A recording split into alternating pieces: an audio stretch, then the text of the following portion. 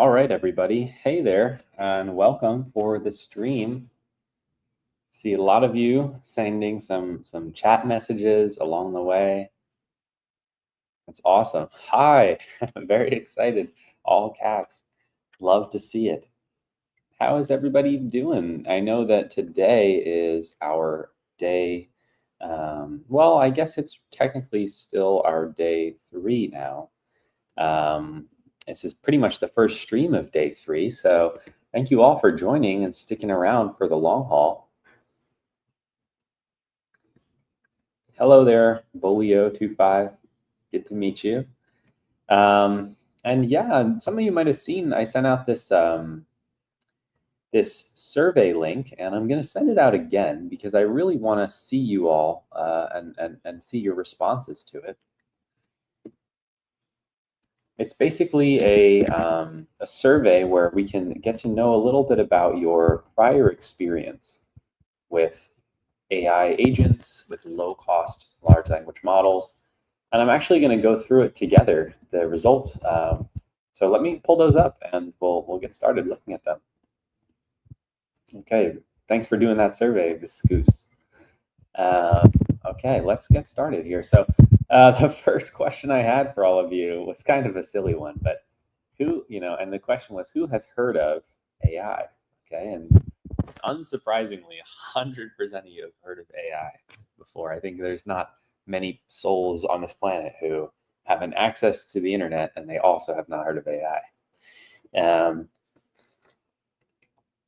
But then my second question was a little bit more complicated. This is about AI agents specifically. What are AI agents? And there, most of you have still heard of AI agents, but still some of you who have not. And then the next question was about Gemma. This, and I'll get into what Gemma is right now. So, because it seems like a minority of you actually even knew what it was. It's a low-cost model trained by Google. So I'll show you actually what that looks like. It's called an open model. And I'll share my screen to show you. We'll look at this together. Looks like they actually have a new one, Gemma 3.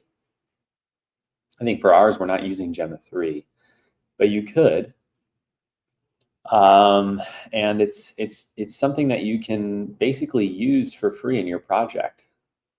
And so if you take a look at some of these models here, some of them are open source. You have DeepSeek R1. This is another open source model, meaning that it the weights to the model, so the basically the guts of the model are available for you to see.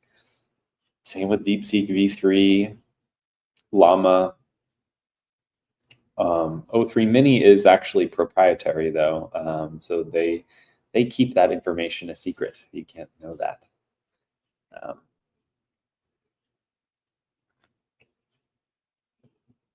And this is interesting too. I had no idea that they only used one GPU to train this. Impressive. So we're going to have a look. We're going to use Gemma. And yeah, if you all are interested in Gemma, you can evaluate it on certain metrics. So this is the MMLU benchmark, which is essentially a quiz for the model. And here you'll see that the higher the score, so achieving a score of 40 or 50 points, means that they had to use more parameters in the model. So you have a 9B, meaning a 9 billion parameter model, 27 billion. So as you get more and more parameters, the weights of the model are more numerous, and as a consequence, you can represent more of the distribution of possible training data with your model. So you can get a better answer. But I guess interestingly, they're showing here that some of these larger models also have better scores. But yeah, so we're gonna talk about Gemma, and then I'll go back to my survey here. So a lot of you said you didn't know about Gemma, but then Llama, this is even less. All right. Oh, actually, no, it's not. I read the pie chart wrong. No, you have I suspected maybe Ollama would be even less known, but it seems like quite a few of you knew about Ollama. Visky says, we love open source software. I know, it's great. This whole stream is based off of open source stuff and what it can do, right? So Ollama is, most of you have heard of that. And let me show you Ollama a little bit too. So we'll get a peek at Ollama. Essentially, Ollama is for working with these models on your computer. So let's zoom in here a little bit so you all can see. I have a nice llama logo. I love that. I don't know if you all can see that there. But if you have a look, they'll tell you different ways you can, and it looks like Gemma 3 is the most capable model now that runs on a CPU or on a single GPU, which is awesome. And then they have Quen, or yeah, I guess Quen, which is also a very good model. And you can kind of pick and choose which of these you want to use, whether you want an embedding model. I guess there must be some vision models that you can even use.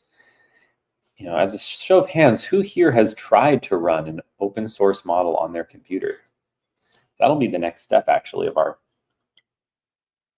workshop. So if anyone in the chat has done it, let us know. I'd love to hear from you. If not, that's okay, because we're going to do it all together. So that'll be a really good practice. Okay, going to go to the very last thing here, and this is Crew AI, okay? And Crew AI is the very last thing that I wanted to talk about. And Crew AI is a way to make all of this work in agent form. So, and this will get to also agent, because not all of you are familiar with agents. We're going to try to use this to run a sort of crew, quote unquote, of LLM agents. And so let's see if we can find an example here. Okay, yeah, they just have a bunch of examples of different things you could do. Like, let's take a look at one of these examples. Oh, okay, I won't take it. Maybe we won't do that, but this is going to be something we'll dive into a lot during the stream. So I'm not going to go too far into it, but essentially we're going to build a system of LLMs that can talk to each other, can reason together, and can, make some really cool products for us. So that'll be part of the stream too. And to begin, I want to start by having a little presentation. So why don't I get that presentation up and running for us? And before I do, does anyone have any questions about what we're doing? Feel free to shout out any questions that you might have.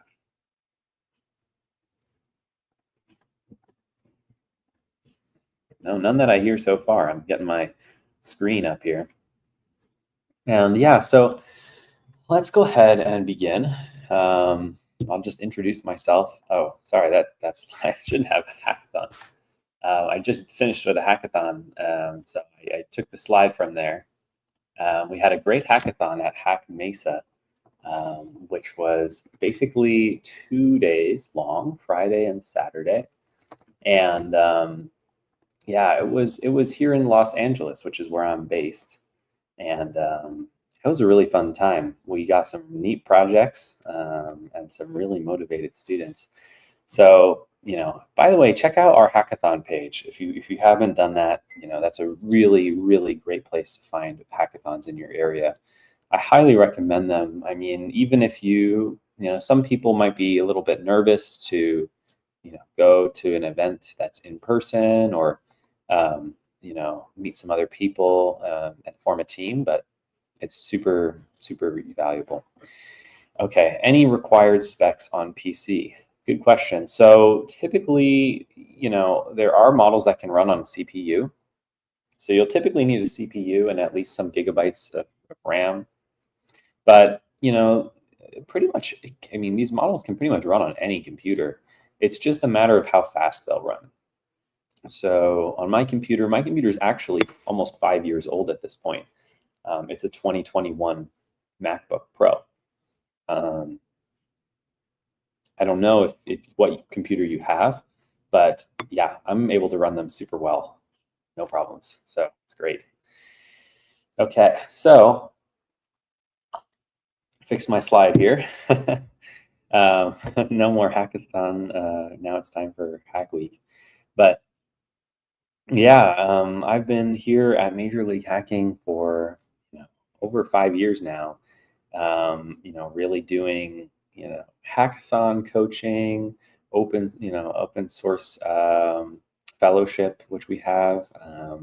Doing global Hack Week streams, and yeah, I'm amazed. I'm amazed at how much our community has grown and how awesome um, how awesome all of you are. And so I'm excited for this Global Hack Week, and we're going to learn even more.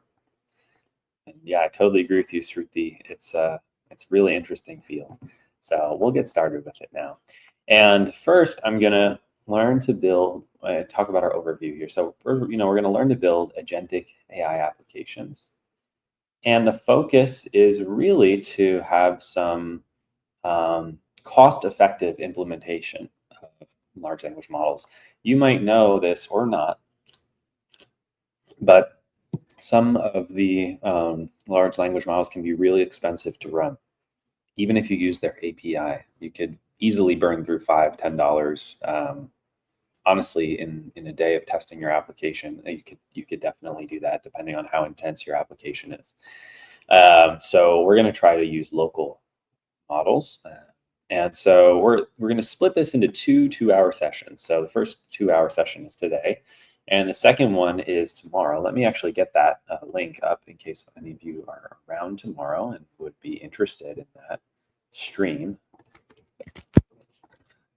But there's tomorrow's stream. There's part 2.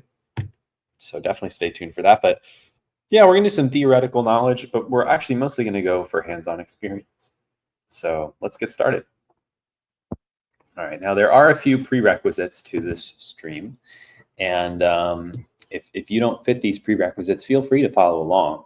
It's by no means designed to discourage anybody from hanging out with us today, but I just want to make sure that you know what you're getting into, and that you feel like you'll get something out of this stream. So we definitely want you to have Python installed on your computer, okay?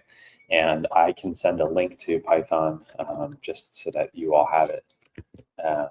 But yeah, it's definitely going to be important that you get that on your computer. And then Git also is pretty important because I have a GitHub repository. So you're going to want to download something like GitHub Desktop or something like that. Will be probably the easiest way to get some form of Git on your computer. And then a basic understanding of Python and a basic understanding of AI concepts will be really helpful for today.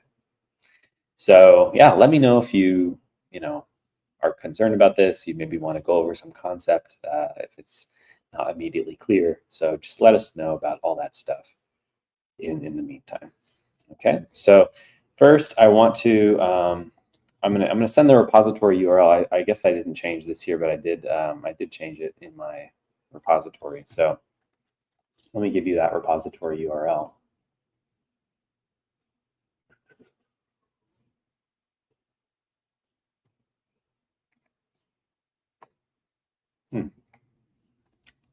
I know I had it here a minute ago.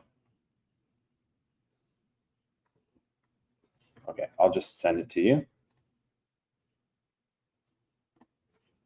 It's going to be github.com/propers/crew big tutorial.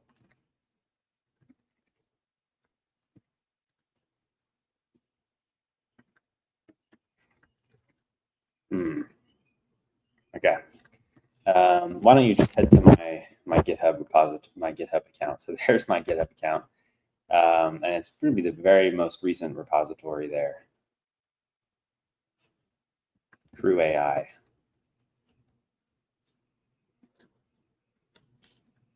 Okay, I found it. So I'm going to share it with all of you now. This is the repository I'm talking about. We're going to want to download this, and we're going to want to get it going. Oh, now I know why it wasn't available, because it's private. Oops. Okay, let me unprivate that for you guys. Classic. It's the first time we're doing this workshop, so it definitely has a kink or two, so sorry about that. Thanks for sticking through it.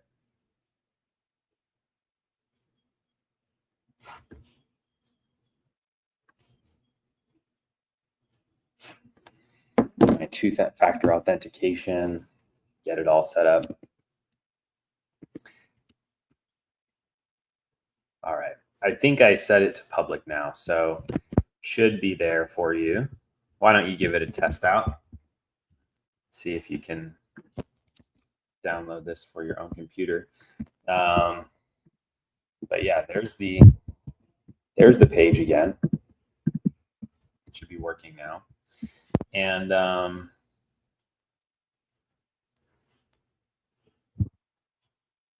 yeah, there's what we're going to be looking at today is the Gemma 2B model, because it's going to be a really small model. I think you might remember that 2B model from the beginning of the stream. It's designed to really be something that you can use on almost any computer. Okay. I was able to clone it, says Creeper. Amazing. So glad. Yeah, it's always a rough time when you do the first one. And yeah, there's a few resources in here and some examples, but we're gonna go through this together step by step. So the first thing to do is get some kind of in your terminal, some kind of clone going. And actually, this, like I said, not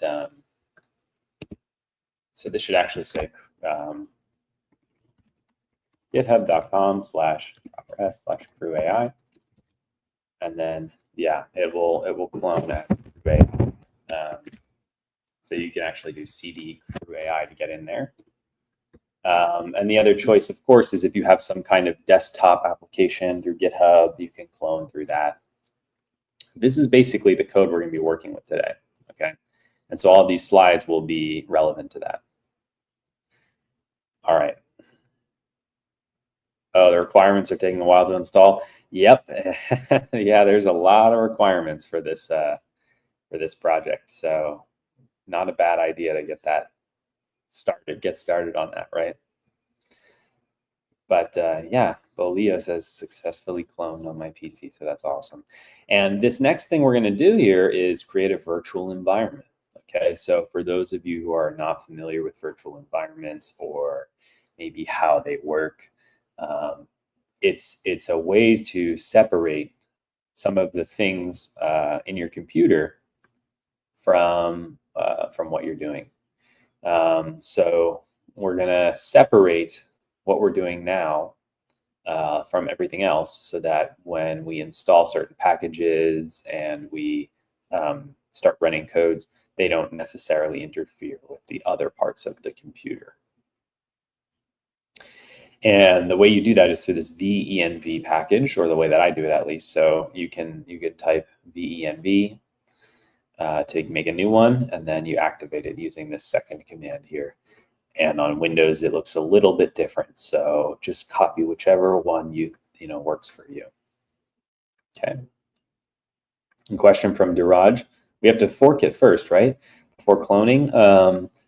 So forking is a little bit different. So forking, you're actually going to make a copy of the repository on your GitHub, and that's going to be your own to use. So forking is like when you want to not just copy it, but you want to put that on your own repositories, your own list of repositories, and make changes to it however you want. So that's totally fine if you want to fork. But for cloning is just you copy the codes from the repository and then use them however you want. Okay, so there's a little bit of a difference there, but either one is totally fine. Okay, and so then we're going to install the requirements, and check out Excel's warning here. Apparently the requirements took a while to install, so be warned about that. The way you'll do this is by going into your terminal and installing the requirements. And I'll show the requirements actually that I have here. Show them on the page here. So yeah, requirements.txt is a way to just kind of specify all the dependencies that you have. Oh, sorry, too fast. Can we go back to the last step? No problem. Let me go back to the last step. Sorry about that. So the last step was to create and activate a virtual environment. So I'll actually paste these commands into the chat. So you're going to try to run this in your terminal, okay? So yeah, there's the commands for Mac. And note that the Windows is a little different if you wanted to take a screenshot or something. This is so that when we install these packages we're going to talk about, it will all make sense. And yeah, Excel said, as they said, the instructions are in the README page too. Okay, so just going back to this this dependency list, you can see there's a lot of things that we're getting, and I'll point out a few of them because I just think it's kind of interesting to see them. So first I want to point out is this Crew AI. Of course, we're going to have that, but I want to point out LangChain as well. And LangChain is becoming really a crucial dependency for agents and AI agents. It's kind of a way to have them communicate with one another and so on. So that's important. And then Beautiful Soup here. This is a web scraping package. So we're going to actually build our own web scraper today too. That'll be really fun. And we're going to use Beautiful Soup to do it. And yeah, I mean, there's quite a few other things in here. Some Olama, way to communicate with Olama. PyTest is a way to build tests in your application. So just getting a few of these, and it might take a while, you know, to install them all because your pip package manager is looking for all of these and trying to get the right versions, which are, you know, going to be compatible with one another and are listed here. And, you know, that's not going to be easy for them. So anyway, okay, so this is, you know, the next part here. And then let's continue along to, I'll paste this command, by the way, in the chat so that if you do get lost, you have it. And as Excel said, the instructions are in README as well, so you can go to the GitHub repository to get that. But yeah, those are the requirements there. So the next thing we're going to do is visit Olama, okay? And so here's the Olama link. I'm going to paste it in the chat. I guess this link didn't work somehow. And there we go. It worked this time. And you're going to want to install for your operating system. And so I just have an example here of one model, just for us to test first. Olama pull Mistral. So Mistral is another type of model, and the pull command is going to download that. So actually, let's have a look at olama.com first. And you're going to scroll over their cute llama logo. and you're going to want to, let's see, download. There it is. All right.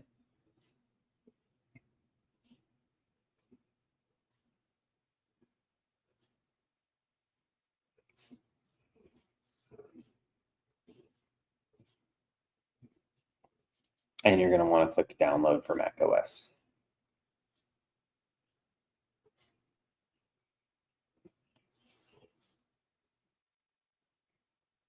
Okay.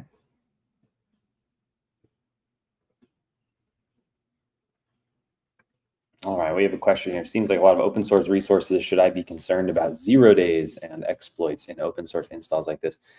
That's honestly a little bit outside of my domain. I did that, I guess, I don't know. Did that happen in Hugging Face community? I'm not aware of that. Typically, there will be some kind of stable release that will come out. And I know that can sometimes be helpful with this sort of thing. And if you're really concerned, you can do all of this through some kind of virtual image. So even on something like an EC2 resource with AWS, if you want to just try it on a cloud VM, or if you want to try this in a container, you can try to containerize everything in some kind of Docker container. So yeah, those would be my recommendations if you're concerned about that. But I'd love to learn more about that too. I'm not super familiar with that echo, so maybe share with us if you're comfortable to talk about that. Bolio says, can you share the slides with us now? Sure. Yeah, I'll share the slides. I'll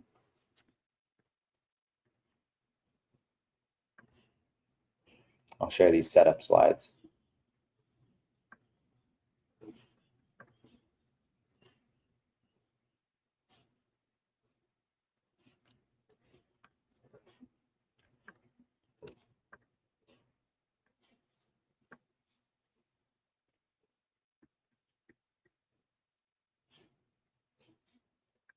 Just going to upload these here. I'll probably put these into the GitHub repository.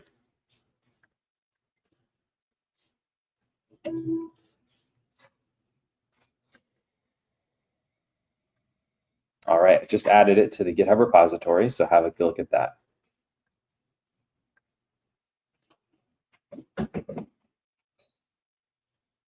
Okay, yeah, no problem.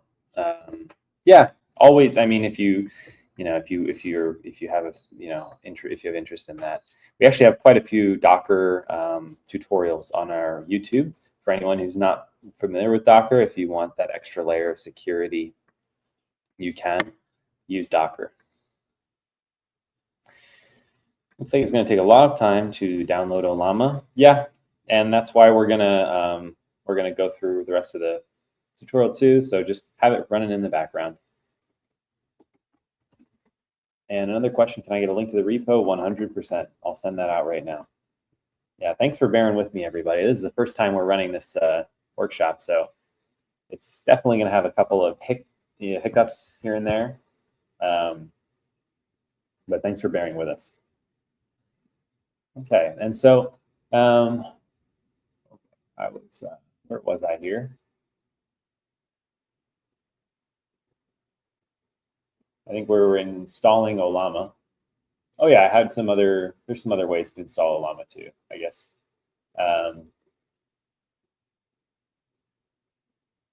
Okay, here's where we were.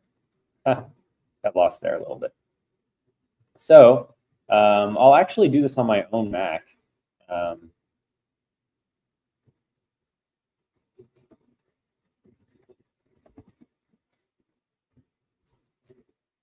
Let me try to pull up my terminal so you can all see. So here's my terminal. And I'm going to type Ollama because now I have this actually added to my machine. And one thing we can do is we can pull a model from a registry. So I'm going to just, for now, pull Mistral, which is one such model. And you can see it is a 4 GB model. So these models can be pretty big.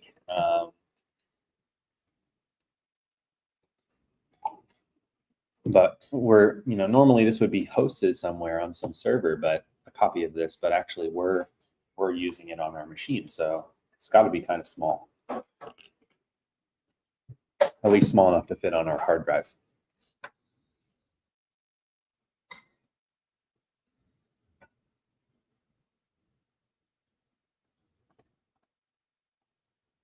So yeah, while we're waiting for this to happen, I'll talk a little bit about some of these. Let me get my presentation up again. Some of these basic ideas here. So we're going to go through a lot of these topics today, and we're going to end with first agent, building our first agent, even some multi-agent platforms, teams. But I want to talk a little bit first about Crew AI. So this is the framework we're going to use to build the agentic AI. And so it can be used to, the most basic unit here is going to be an agent. So each agent, like you could have a writing agent, a researching agent, an editor agent. Each agent is like the lowest form of organization in Crew AI, and the agents could have their own large language models. So, for example, we could have our Gemma that we'll use today, or Mistral that we're downloading now, and they can actually collaborate with one another through this framework. So, they can talk to each other. And then they have the ability to use tools. So they can use web searches, they can use databases, they can use all kinds of things. And we're going to build our own tool for them today. And they can manage processes. So that's something we won't talk about too much today. But if you're a big organization, you have maybe like a refund system for subscriptions, you could manage that process through these. And now I'll talk a little bit about Ollama. So this is, like we've been talking about, open source model hosting. It's very cost effective. You can choose between different models, and it's optimized to work well on your local computer. Okay. And so there's several reasons why you would want to use these over something like chatgpt.com. And it's because, number one, of course, the cost is very attractive. But number two, something people don't think about as much, is data privacy. So when I send a query to Mistral, for example, it's not going to, and I download that locally, it's not going to go to any other place. It's going to stay all within my computer. So I can tell it about my personal information, I can tell it my password, and it won't leave my system. And then also, yeah, you don't have to wait. If there's a server outage at OpenAI, for example, you don't have to wait for them to fix that. You can keep using your model. And there's a lot more customization, as we'll see. We're going to build our own researcher, basically. And offline capabilities, you can use them in the airplane, for example. You can use these models. So yeah, let's go ahead and get started. I'm sure that by now we have our Mistral loaded. Let's check in on it.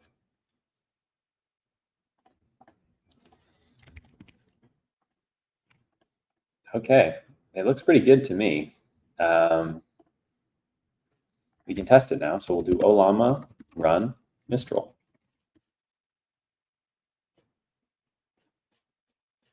And let's send a message. What should our message be? Anybody have a question for Mistral? Someone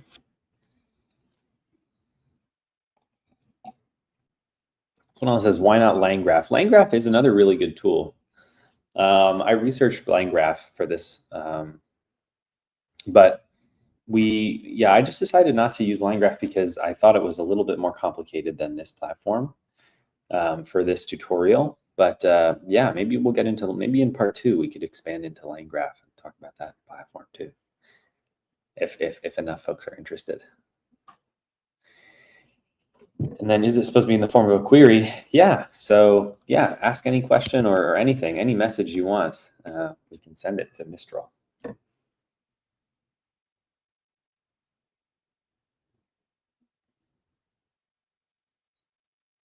Oh, what a good question here.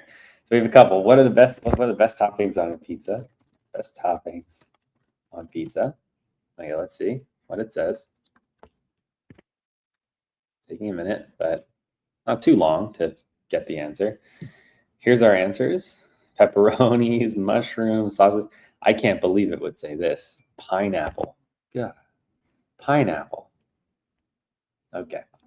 Then another one. This is really interesting. Akram Code says, differentiate yourself from other models. That's a great question for Mistral.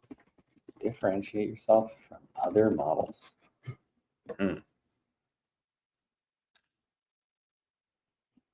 Okay. Multilingual support.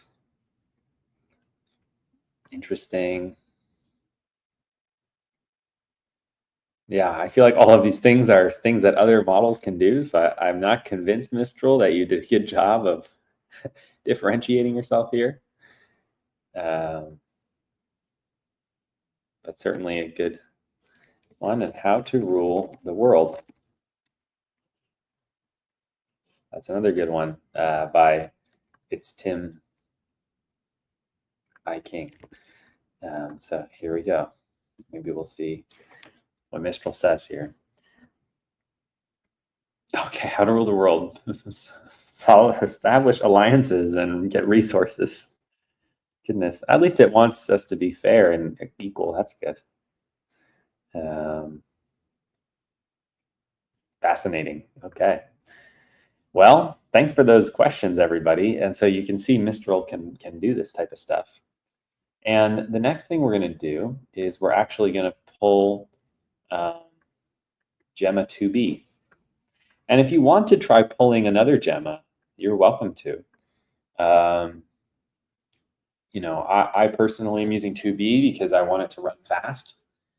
And actually, if you thought that the Mistral was running fast, wait till you see how fast 2B runs. It runs super, super fast, even on my relatively older computer.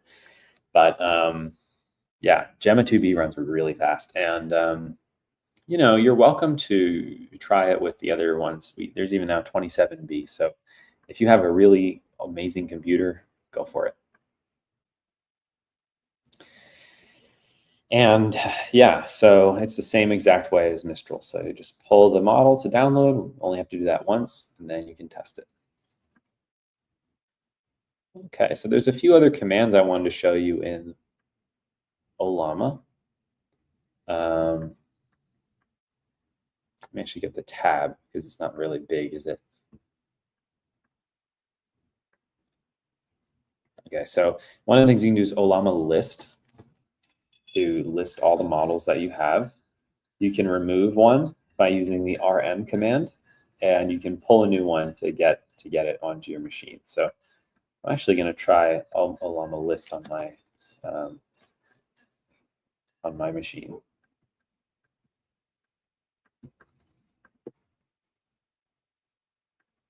So you can see I was trying to do Control C, but you actually have to do Control D or by here to leave this messaging system. But then I'll do Ollama list. You can see we have a decent number of these. You can see how small Gemma 2B is. It's only 1.7 gigabytes. I guess we also have the Llama 3.2 model. I guess it is Ollama after all. How could they be remiss to leave out any llamas? Anybody's favorite llama? Interesting. Thanks for sending that resource, Echo. Hugging Face CVE. Oh, Bolio, it should be up there. Okay,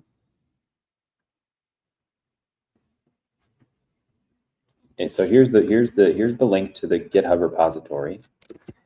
And then when you click into there, it's titled AI Agents with Low Cost LLMs.pdf. That's the title of it. So just look for a document like that. And you should be able to see the slides there. But yeah, so the next thing we'll do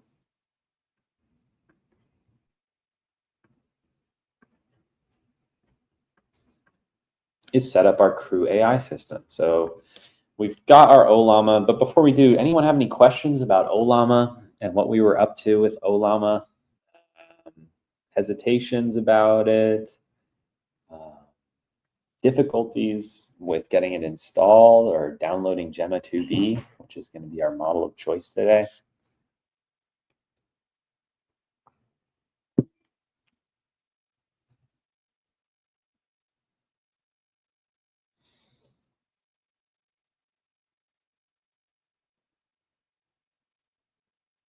No? All right, that's good. So in that case, let's set up Crew AI. So there's a few things. had to do Ollama serve to be able to pull a model. Okay, interesting. I'll have to think about that a little bit, but I'm glad you were able to pull a model. And did you get to ask it a question, Creeper? Were you able to ask some kind of question to it and get an answer? Ollama is just a CLI for running LLM on local systems, right? Yeah, so it's a way to get an interface with a local system. So yeah, that's really all it is. Good question there. Okay, yeah, it does take a minute, I think. I mean, it's a 4 gigabyte, that Mistral model in particular is 4 gigabytes. So, that could be tough. Okay, my Ollama is still installing. It's 3/4 the way through. Oh boy. I guess I didn't think about how much time it would take to install some of these things. So I apologize for that, everybody. I know you are here for, the workshop. You want to get going quickly. Maybe I'll think of some way to speed this up if I can. But oh, good. Miss Goose says mine just finished. That's awesome.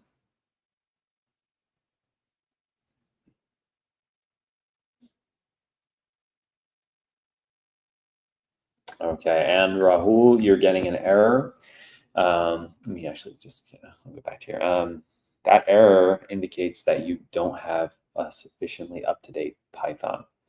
So you're going to need to download the latest version of Python to update your computer. So like here, for example, here's the website for Python. But when you get that, you want to make sure that when you do Python version, so here's the command, Python -- version. That should tell you what kind of Python you have. So I'll do that on my system just as an example. I'll have to show you all what I mean. So here's my Python, the current one I have. All I did was type Python -- version, and I got 3.10.11. Okay, so you want to make sure that you're above 3.10 here for some of these dependencies to install correctly. Okay, but really good stuff here.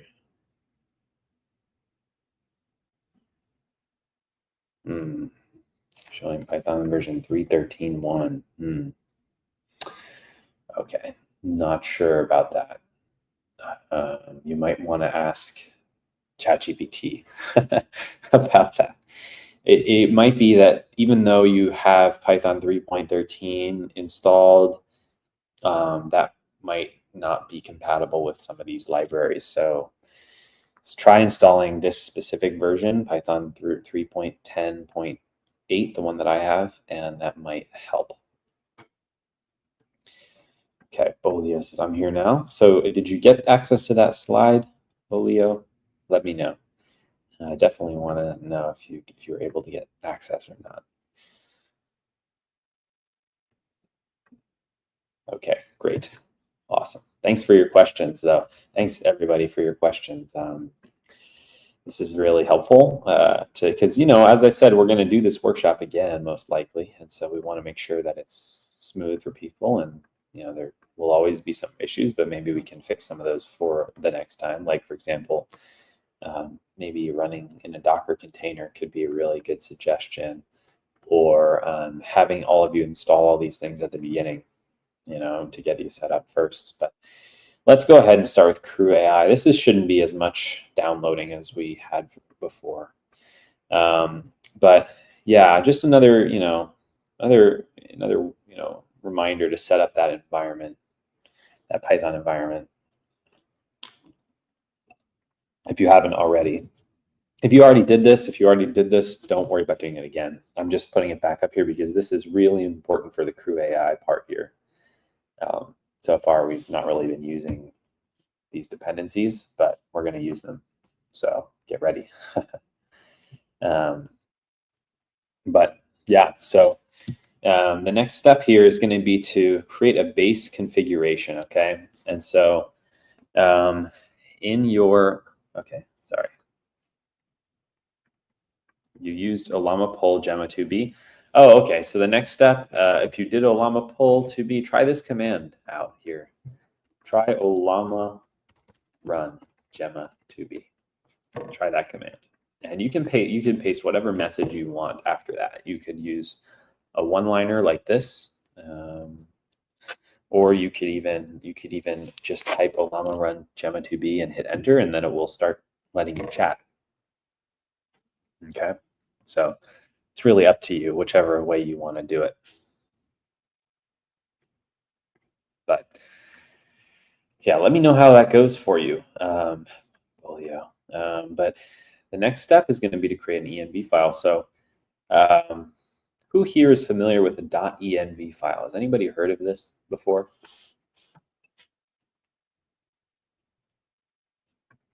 Works now? That's awesome. Great work. Great work, team. We got through our Olama part. Now all we need is the agent part. So kind of like halfway through.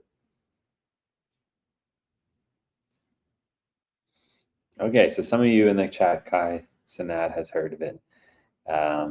Musharraf has heard of it. And Remy Commits has heard of it. That's awesome. So we got a lot of people heard of these. But in case you haven't heard of it, it's a way to store some universal data in your application, and also maybe something that you don't want to write down in the code itself, hard-coded. Could be something sensitive like an API key, but it could also just be something that is something customizable. So in this case, there are just two things that are customizable, like whoever's using our code might, they might have a different default model than Gemma2B. They might have a different base URL for their Olama server. In this case, we're using the default Olama server. So by default, Olama is communicating over port 11434, okay? So when you run this Olama run, okay, it's going to talk on 11434, okay? And go ahead and get these envs going.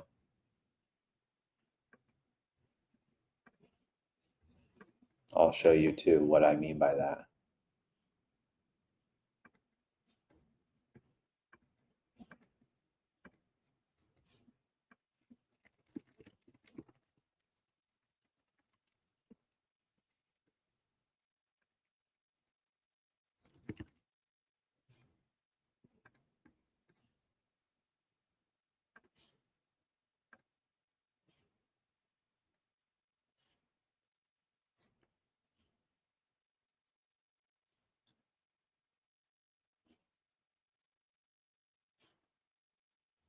Okay, so I'm just going to open up a new Visual Studio Code editor for us to look at. That's what I'm doing right now.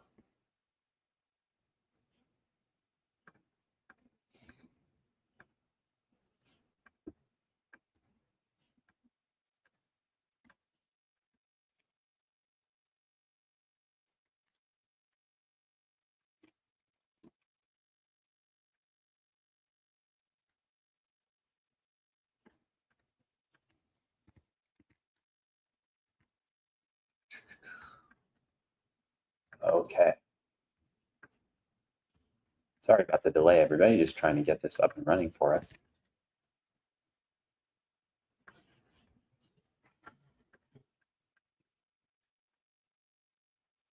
So I think I have the VS Code running, which is great. Here it is. And yeah, why don't we go ahead and try to get started with this? So the idea is that we're going to start with an env file. So I'm just going to throw one in here, and I'm going to put a new file here called .env. And I'm going to put those variables I mentioned. So we're going to put the Olama base URL as one of our variables.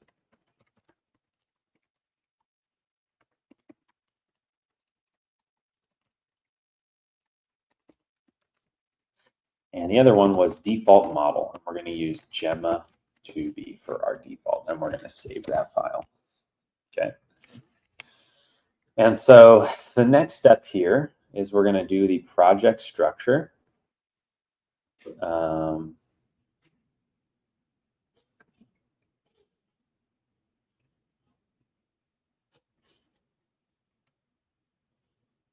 And this is really just to show you like how you could organize some of this, these files. But actually, I think I'm going to skip over that. Now that I'm thinking about it, I don't think we need that part of it. So if you're following along with the PDF, we can just skip that slide. I'm gonna show the Crew AI fundamentals next.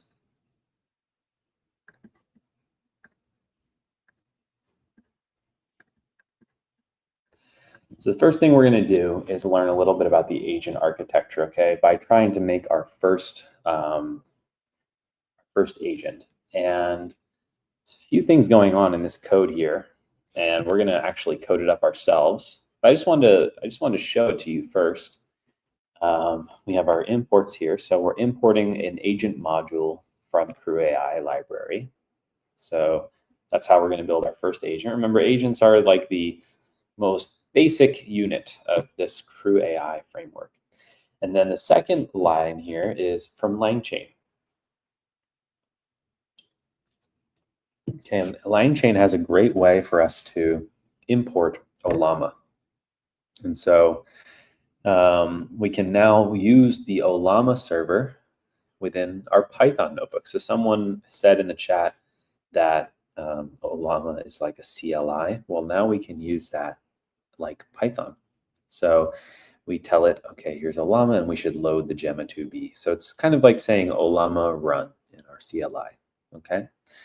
And then the next thing to do is create a basic agent. And so there's a few things here. There's a role. So the role is just for, labeling and organization purposes. This role is researcher. And it has a really simple goal: research and analyze topics.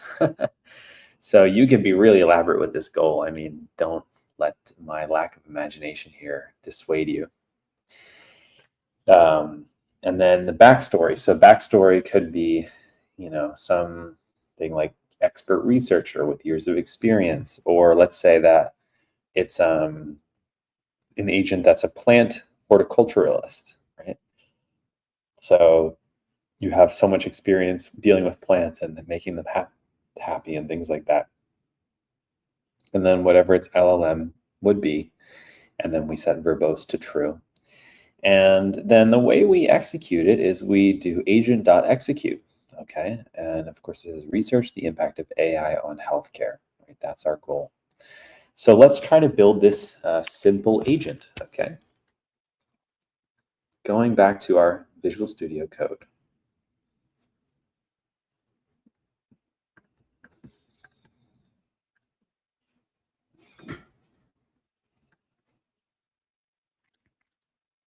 So here's our VS Code. And I'm going to make a new Python file. I'm just going to call this agent architecture.py. And I'm going to first import our agent. Hopefully it's visible to all of you. Maybe I'll make it a little bit smaller so that actually it can show up a little better. Oh, the YouTube streaming is down. That's not good. Let me investigate real quick. Not good.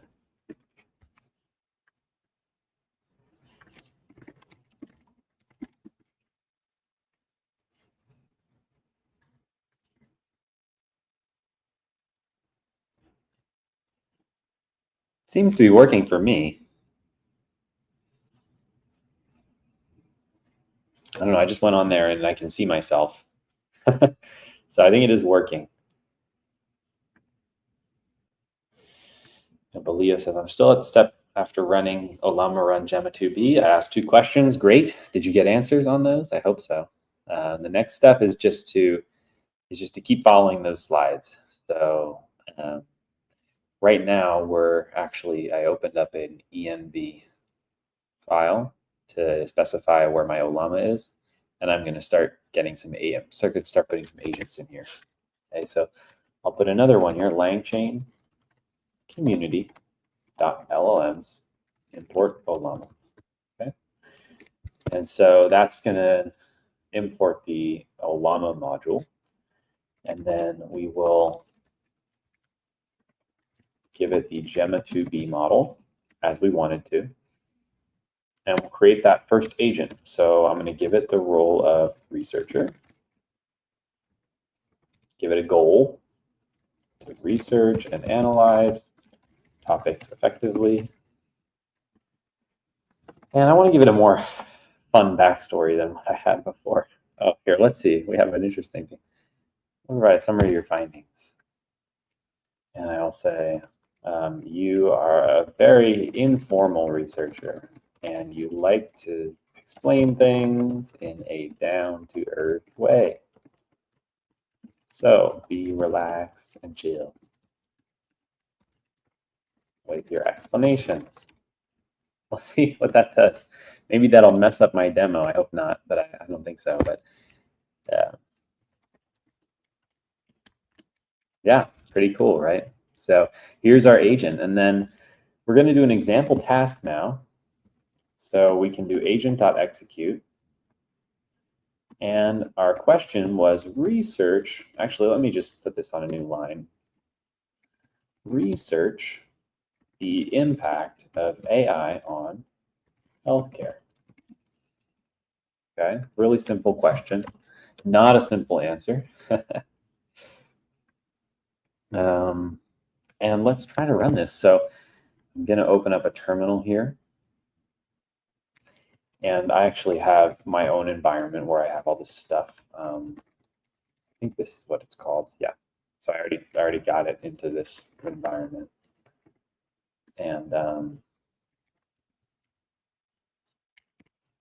let's try it out.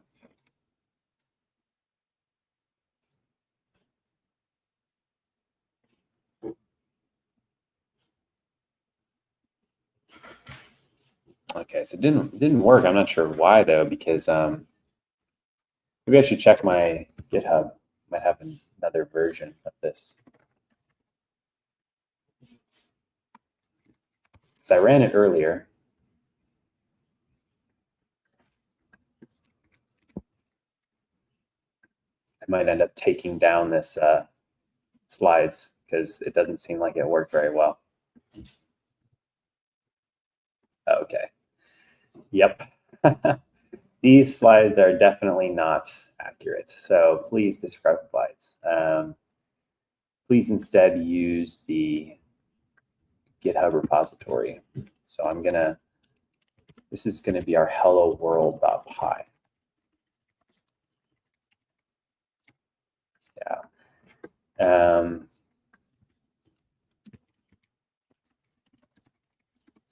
Sorry, I'm just fixing the slides here. They actually should be pretty much fixed because if you look at the speaker notes, or I guess I published the PDF, but I'm gonna republish these slides, so you might have to re-download them. Sorry about that.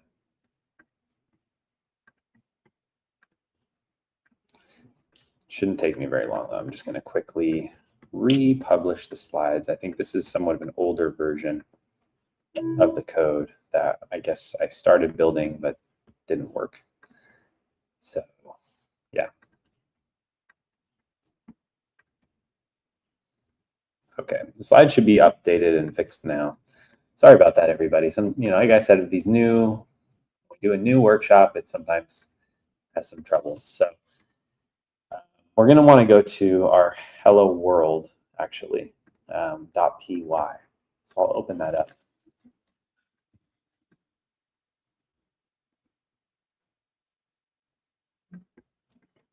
So, all is good so far. I mean, with this, right? It's fine, the agent stuff, but the task, it didn't work, right? So we're going to actually import crew and task into our framework, okay? And save that. So once you have that done,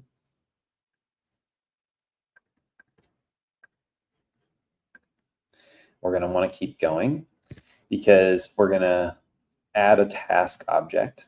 Okay. So the task object is going to look more like this. So we'll have task, and the task will have a description. Okay, so it will be research the impact of AI on healthcare. Okay, so that's our task actually. And the agent to do this is going to be our agent. And we also are going to give it an expected output. Okay, so we can tell it what we want. And remember I told it that it's a very chill researcher who is going to give us a nice explanation. So a relaxed and chill summary of the impact of AI on healthcare. Yeah, so that's good. I like that output. Okay, and there's so much else we can put in a task, but now we're going to actually create a crew. And the crew is a group of agents, but for this case, it's only going to have one. So the agents equals just this one agent. And its tasks are just the task. And yeah, we'll just say verbose equals true. So that we can really debug things as it came in handy here. So then the next thing to do is we're going to say result equals crew.kickoff. Okay, so kickoff is our command to run this. And yeah, let's just print the result then. So hopefully this works a little bit better.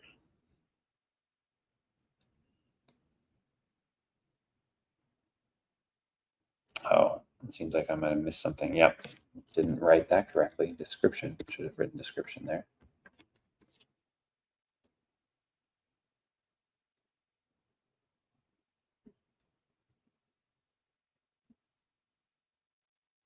Okay, one other thing I've learned is sometimes you need to do olama / gemma2b. So not sure why it likes that better, but it does. So finally got this working, and I'll send the link in the chat to this correct code because I know people will be lost because I'm going in all these crazy directions. So there's the Python file that I just wrote, okay, for you to follow.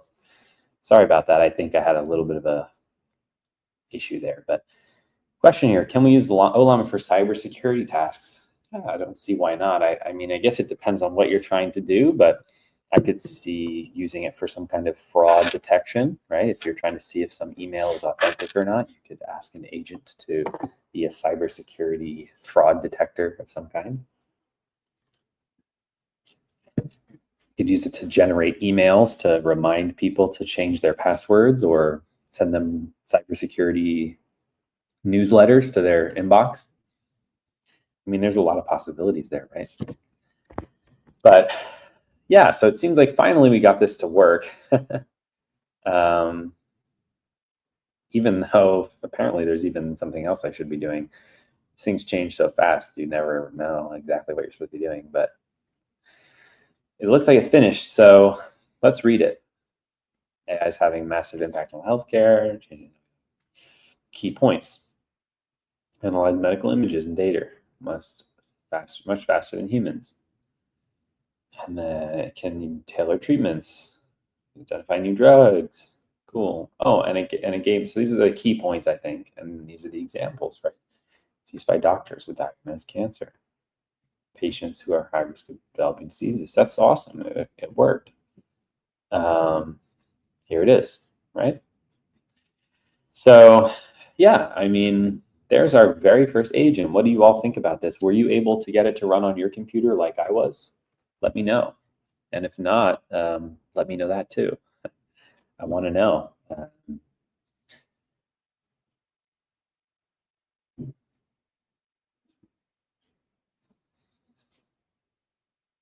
Yeah, good question. So the correct code file, I sent it in the chat, but I'll send it again. This is really our hello world example. So yeah, just try and get that to work if you can.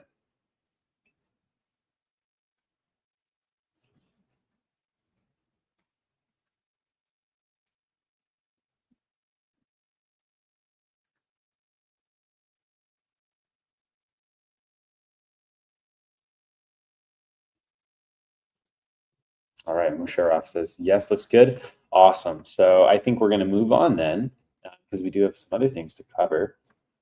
And I want to make a crew now because, we didn't really, we made a crew here, but it was a one-person crew, as they sometimes say, a one-person band, one-man band. So yeah, let's keep going here and try to make a crew. And this file I'm going to send as well to you all, the one we're going to go over today. But first, let me just get my VS Code open and get a new file here. And this one's going to be first_crew.py. And we will start by importing agent, crew, and task. And we'll do the same thing we just did, import Olama. We'll initialize our LLM and going to give it another goal here, pretty much just a very similar goal for my researcher agent.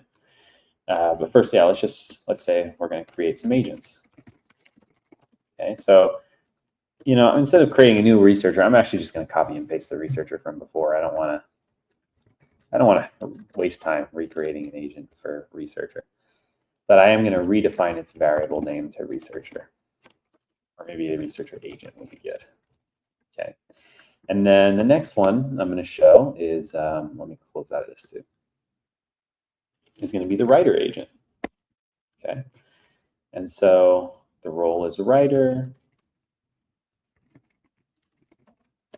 and the goal, I'll say, is create engaging and informative content based on the research.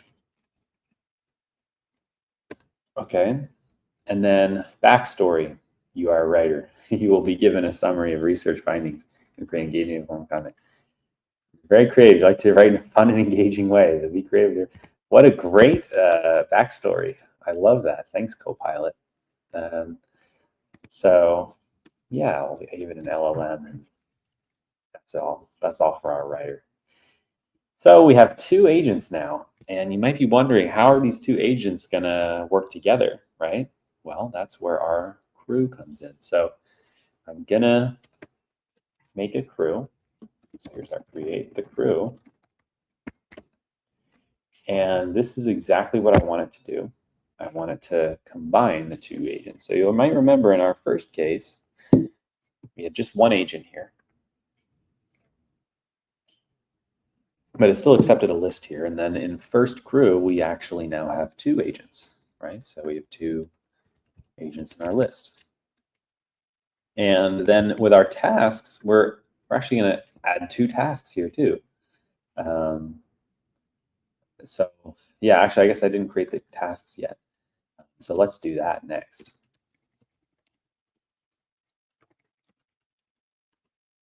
Okay, so the first one is going to be a research task. And let's see. Research the impact of AI on healthcare. That's exactly right. The agent used to do it will be the researcher agent, and the expected output, yeah, a nice chill summary. So I'm not looking for something super complicated from these agents. I'm just looking for something that the average person can understand. And for our article, just for our writing, yeah, this is good, but I want to maybe add a little bit more to it. So make it in the format of a comprehensive blog post, AI in healthcare, focusing on recent developments and future implications.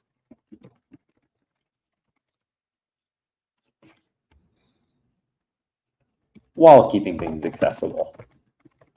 Remember, that's one of the key things here, is making things accessible for this one. And the expected output, okay, an engaging formal article, yes, written in a fun and creative way. Word limit is 500 to 700 words. So you can even add something like this, right? If you need like a blog post, you want to be more specific, say, add some words. Okay, so let's go ahead then and include our tasks here. All right, so say research task and writing task. And now we can just execute. right? So we'll do crew.kickoff and let's print the result. Okay. So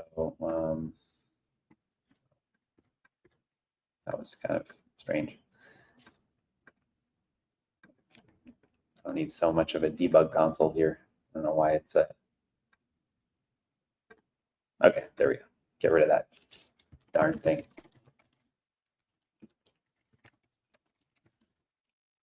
And so once I have my environment loaded up, I can run this. And let's see what happens.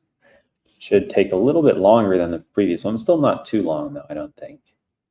You can see it loads up the crew.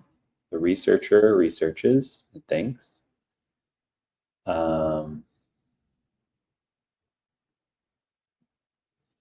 Here it is talking, giving its research. And it says it's completed its job.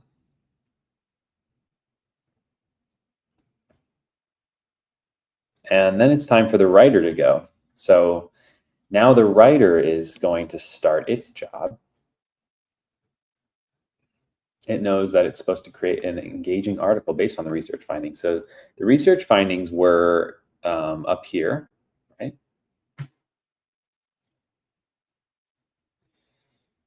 Lots of information, lots of dimensions to it. Let's see what the writer comes up with based on that research. The healing algorithm, how AI is revolutionizing healthcare. Awesome, look at this. This is much more like a blog post, right?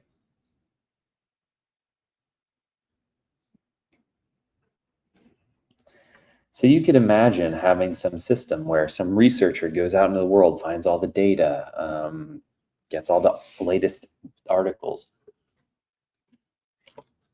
Then it would bring that information back to the writer, and the writer can make a nice engaging blog post, right? Or maybe multiple AI agents could do things. So maybe they make a blog post, maybe there's a tweeter. Let's add a tweeter actually too. Tweeting agent, okay. Create engaging, informative content. Tweets based on the research.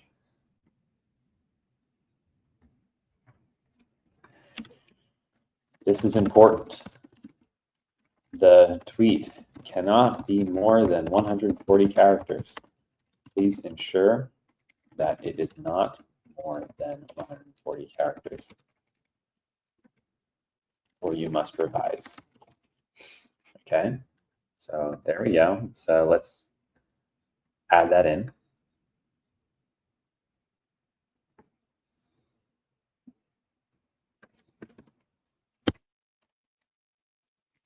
That actually feels like something that should go into the expected output actually. So I'm gonna.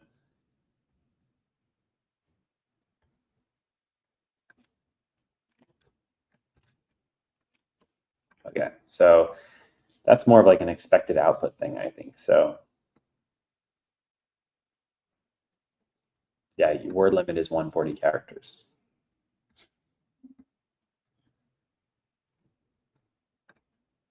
Okay, so now we can add in these tweeting agent, tweeting task, and let's try to run again. Let's see if we get a tweet out of this. So we only have to do the research once, right? Because research can be kind of expensive if you're engaging in tool use,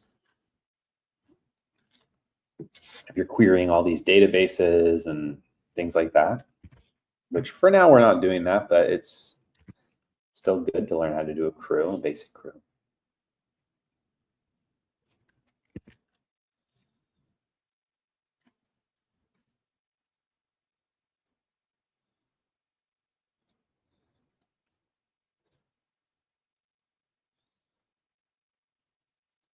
All right, interesting. So it did complete.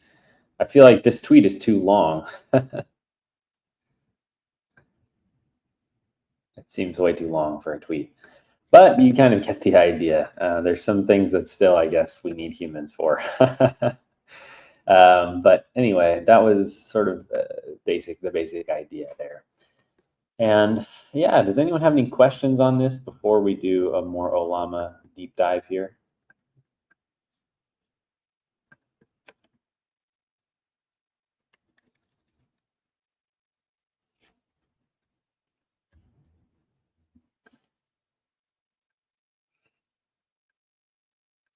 That's right. Yeah. So, um, yeah, the .env is for some of the more advanced things that we could do later, depending on whether we get time. But for now, we're just kind of hard coding some of these examples. But the most important thing is to do that first crew.py. Yeah, just start writing first crew.py and try to get that going. You can just copy paste the code that I sent as well if you want to just make sure that it's running real quick, um, and then go back later and try to understand it for yourself.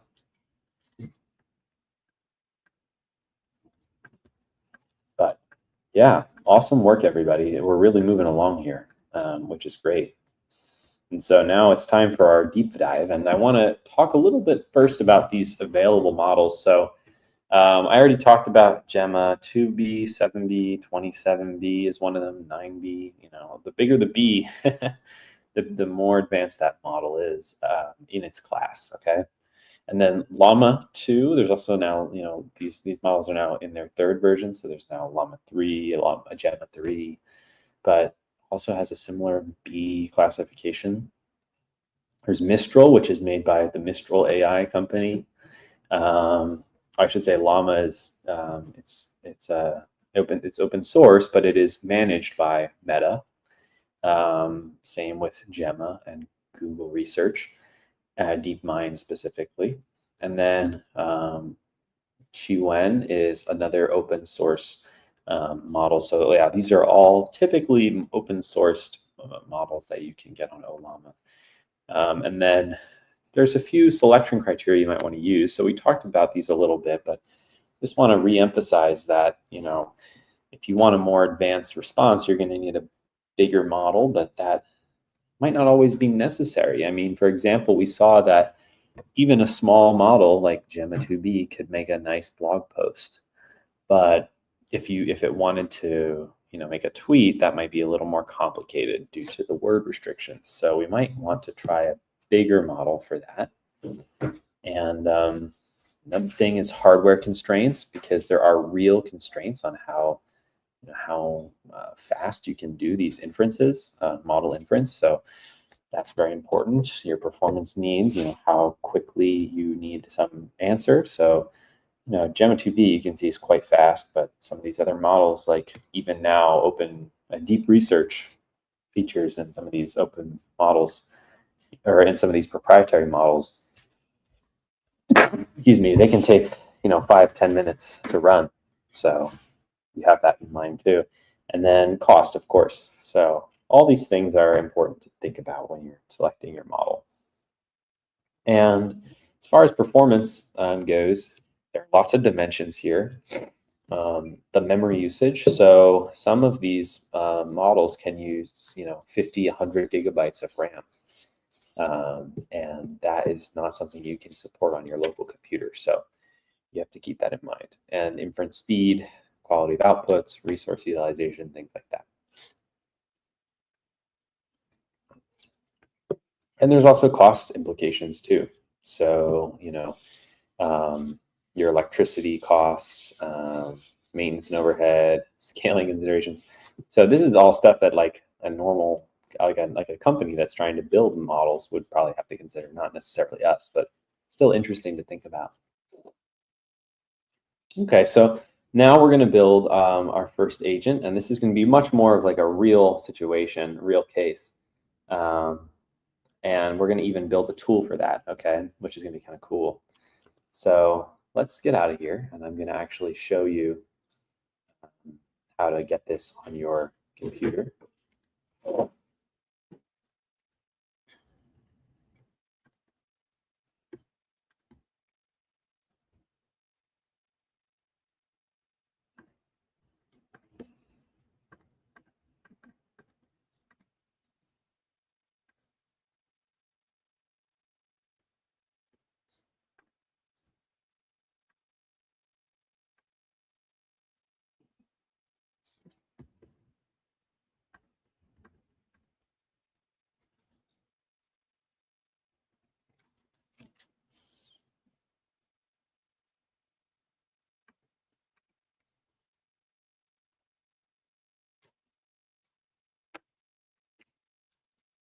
Let's see, I'm thinking we might actually, okay, yeah, all right. So I found what I want to show you also.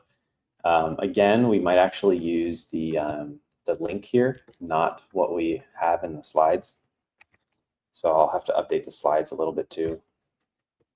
Let me just quickly do that for all of you.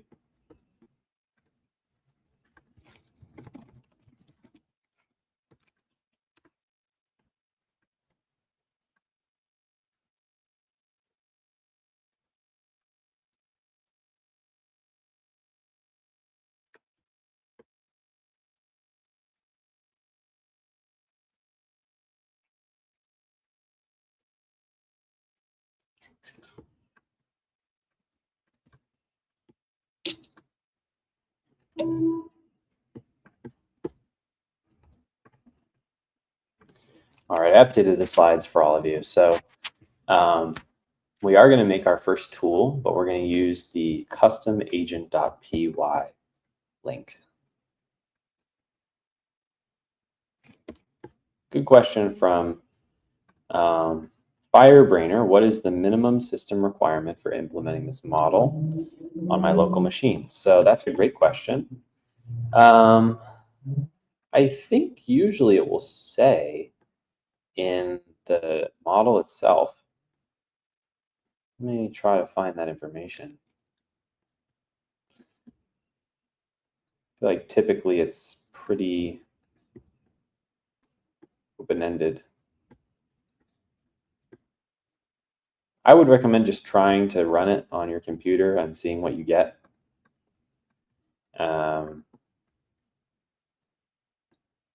Yeah, I guess that's all I could say.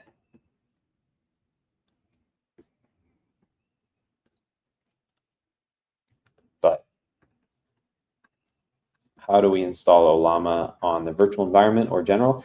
You're going to want to install that on the virtual environment.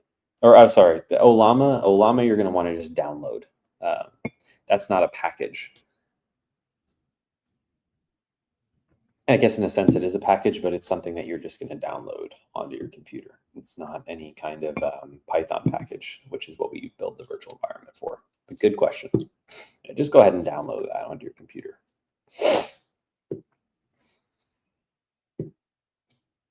Okay, so let's get started then with our custom agent.py. And really the goal here is going to be to build some tools here. So let's try this out.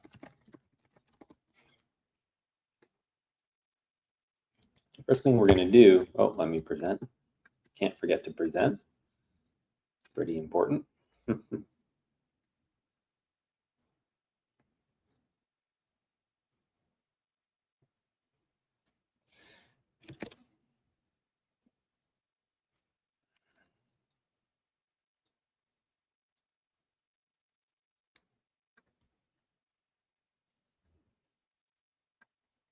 Oh yeah, Musharraf has a really good point here.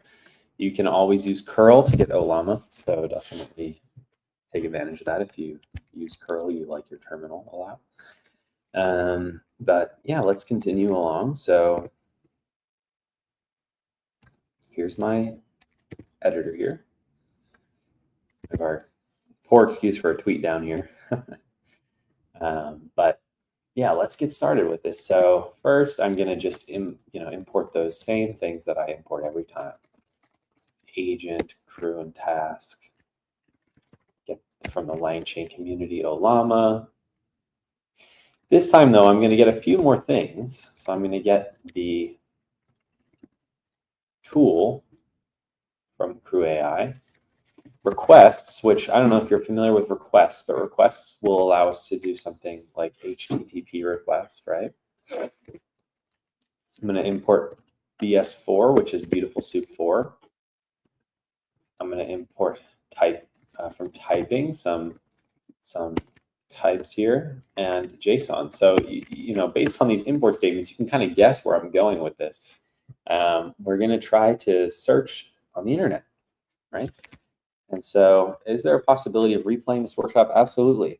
So if you go to our YouTube channel, I'll send this link actually. I'll take a quick second here to send the link to you.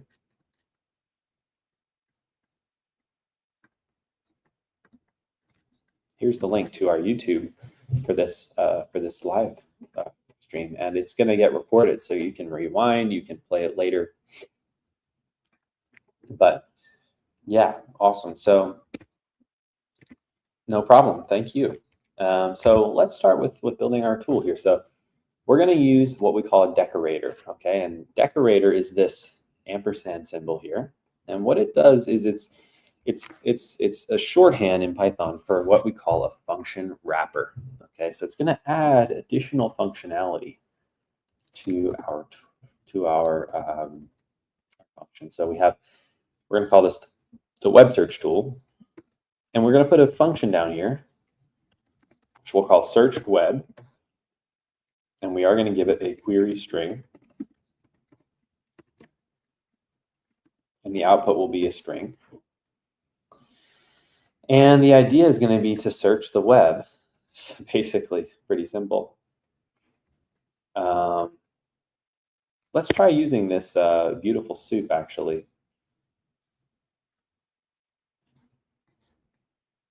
Because I actually think I don't have it quite implemented here in this code. So let's see if we can get this to work a little better.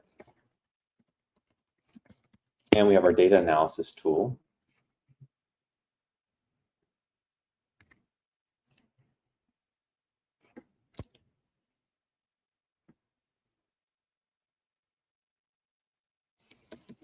And then we'll say a main where we will have our OLAMA to our Gemma 2B. And so we have a researcher, agent. I guess it just replicated what we had before. But I want to give them tools because here you can see it's not giving them any tools. So I want to give them access to these tools that I have just made. So I want to let them search the web, analyze data. Okay. Actually, let's just make this a really simple search the web tool. Okay. Not even sure I want to use what I have here because I want to actually try to use beautiful soup here. Okay, so let's delete everything else here. Just going to have a research the impact of research. Okay, so what I have is research the latest developments in quantum computing. Analyze the findings. Okay, and so the agent will be the researcher agent, and we're going to get a comprehensive report on the latest quantum computing developments.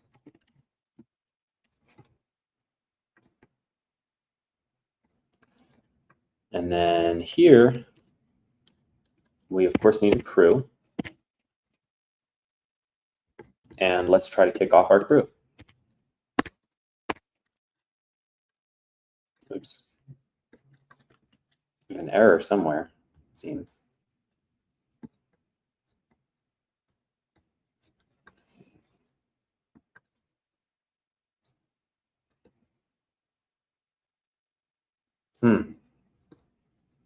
Suspicious. No. Oh, there you go. Not easy to find the error sometimes.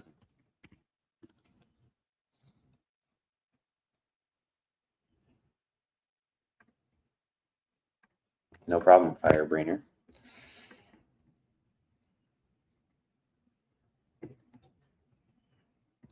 Let's just take this out of the main block for now.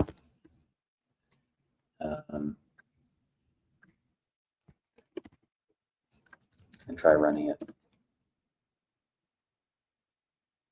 No, it's not the best practice, but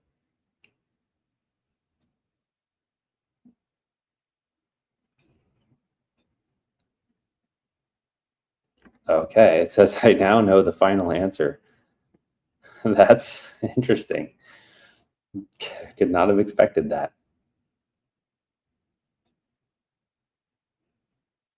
Okay, thank you, AI. But yeah, you can see we created this tool for it, and yeah, I'll probably try to fix that up a little bit for the next time because it seems like it didn't quite work how I wanted it to. So we'll take a look at that for next time as well.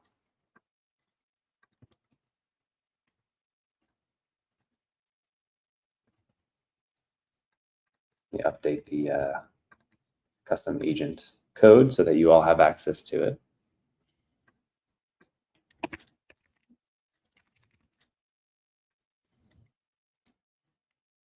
All right, so let's continue along. We have our task delegation, which is our next thing. And then I think in the second part, we'll probably hold off on that a little bit until next time, because it is quite involved, and I don't think we can cover it in the next 20 minutes or so that we have left. So we're going to try to build another simple crew just to really get some practice in this and drill into this. So let me grab the code for that.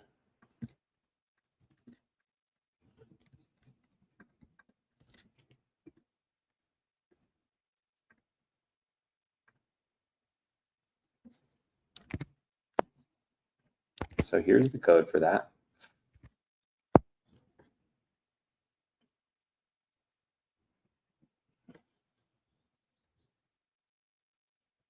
And I'll make one in here too for research crew.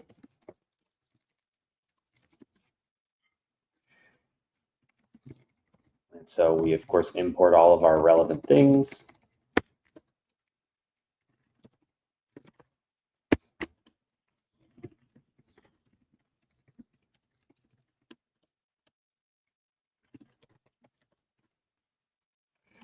Our Olama model.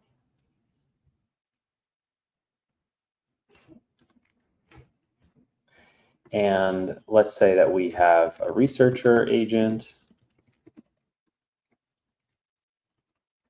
which will take on the role researcher, have some goal,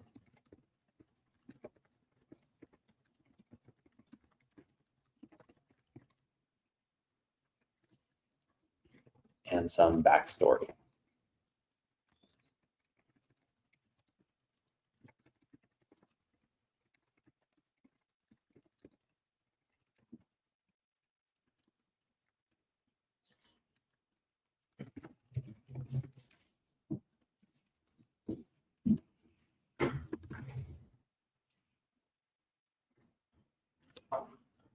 And then the next will be analyst.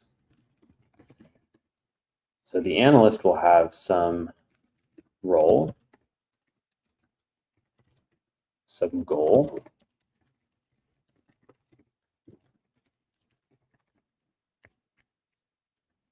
and of course its own backstory.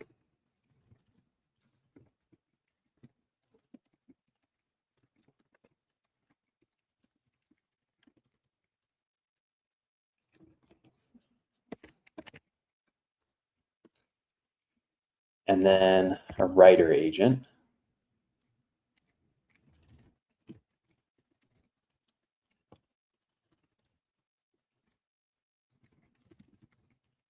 And this is, I think, a really cool example here, what we'll get to next, because I know we've already made some of these agents already. But we're really starting to break it down into very distinct roles here. So that's why I think this is kind of a cool example.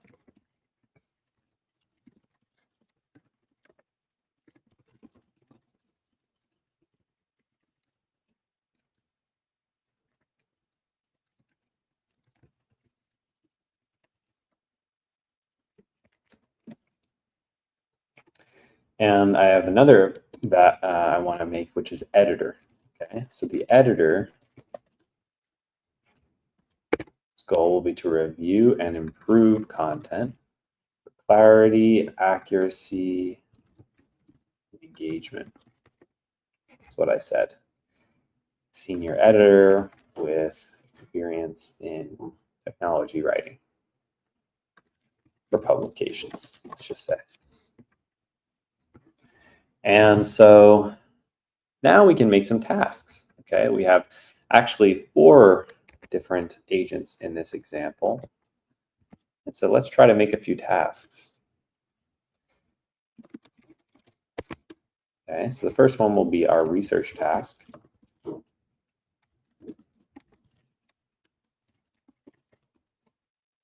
Which will be to research the latest developments in AI and their impact on healthcare, focusing on recent breakthroughs and future implications. Okay, and then we can say that the agent will just be the researcher, and the expected output will be a detailed report on AI developments, healthcare, including breakthroughs and future implications.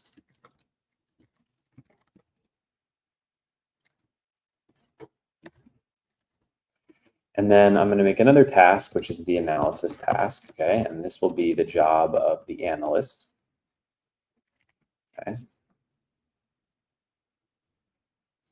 Looks good to me. And then I'll make the writing task and the editing task too. All right, so here we have 4 different tasks. Each agent has its own task.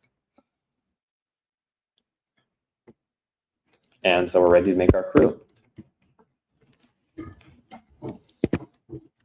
And so our crew will have a researcher, an analyst, a writer, an editor, research task, analysis task, writing task, editing task. And so I think we're ready to go. We can just kick off our crew, print the result. And I need to now make a little code starter here. So let's try this out. We're a really robust crew now, not just 1 or 2 agents, but 4 different agents, 4 different tasks.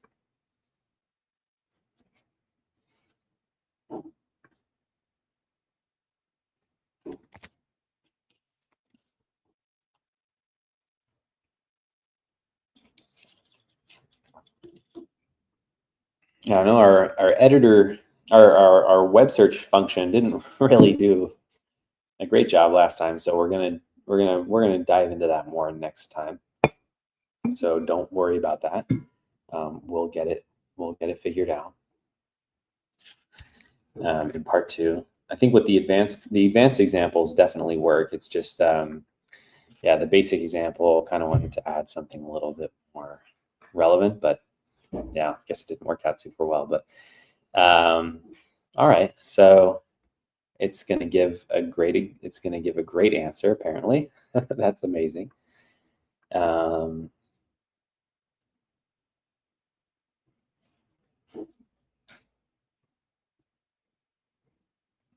Yeah, I would classify this as a great answer. I don't know. What do you all think of this answer?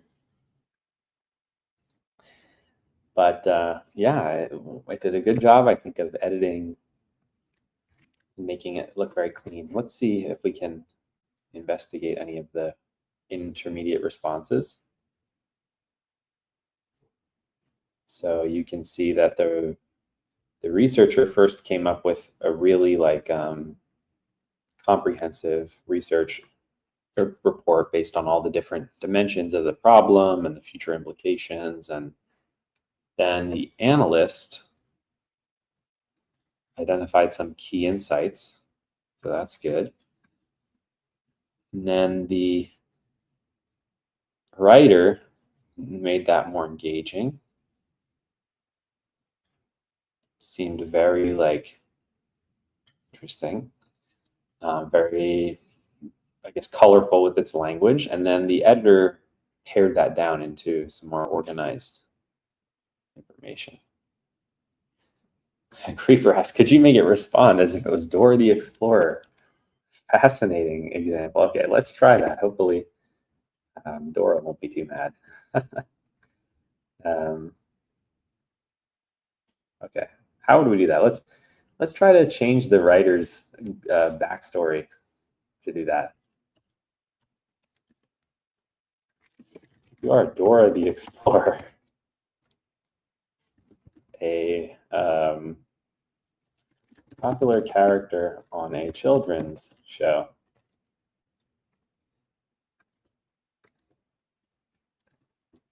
Let's just see what that does actually to our. All I'm gonna do is change that. I'm not gonna change anything else, and we'll see what happens. So our writer now thinks that it's Dora the Explorer. Thanks to Creeper11. What an interesting idea. I like it.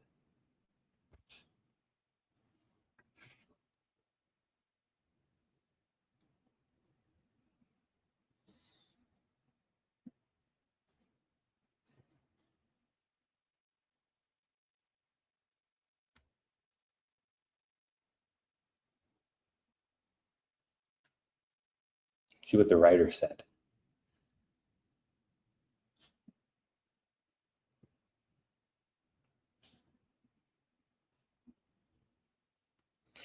Okay, the amazing journey of AI in healthcare. Welcome back, everyone. Dora the Explorer here, ready to embark on a thrilling journey into the world of AI intelligence. Okay, so that's interesting. So, fellow explorers, let's continue to explore this fascinating realm. And what an interesting suggestion, Creeper. Oh, okay, let's see if let's make what's another character in Dora the Explorer? I think it's there's Swiper, right? Let's tell the editor that it's Swiper.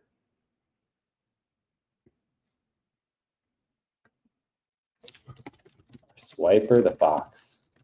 You steal from Dora's backpack.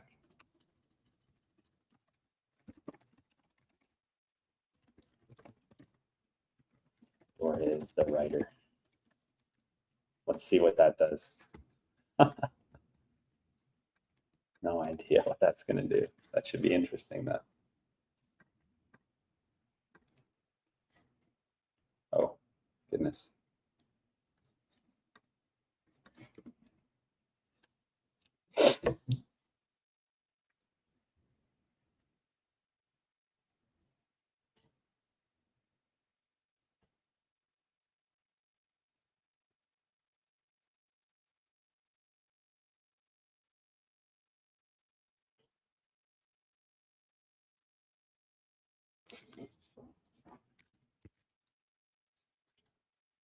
Okay, the editor's working now.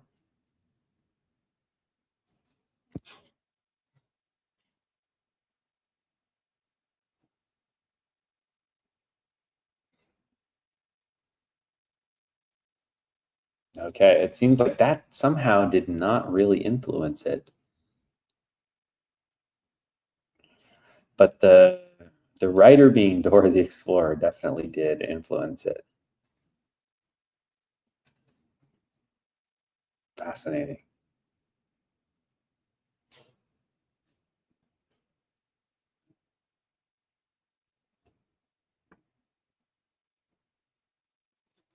So you can't help but let your personal opinions get into the writing. Wonder if that will like make it go crazier. Let's see. Yeah, for sure. It's such a fun idea.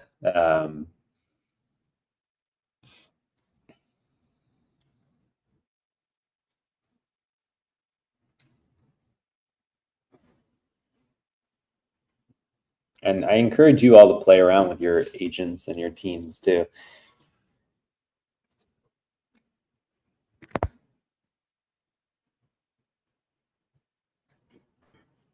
Okay. Yeah, but I guess not much there. But I believe you will cover the means of providing a user interface to interact with these agents in your next workshop.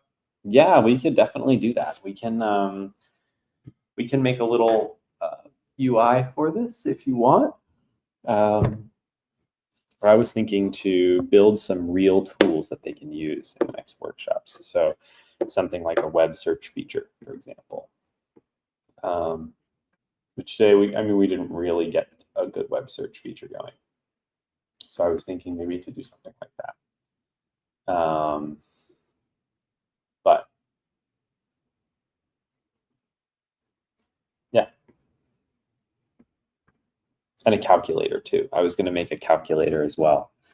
The web search feature would be great, and a calculator so that they can make calculations. Because LLMs, they're quite bad at doing calculations. So if we can let it use a calculator, maybe it'll be way better. Yeah, let's wrap it up for today then, because I don't want to get on to part 2. We'll save that for tomorrow. But I will remind you all that we have our part 2 stream. And that's going to be tomorrow at 3 p.m. Eastern, noon Pacific. Definitely come join, and we'll build some tools for our agents. How cool would that be?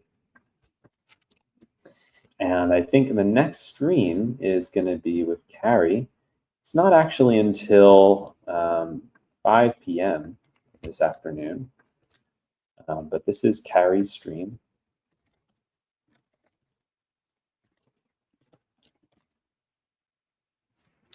And it's going to be creating an open source ed tech tool together, part 2.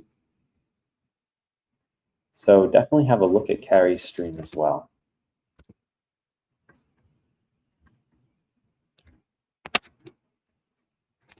All right, thank you all once again. I hope that you enjoyed the stream. It was amazing to be with you all, and yeah, see you next time.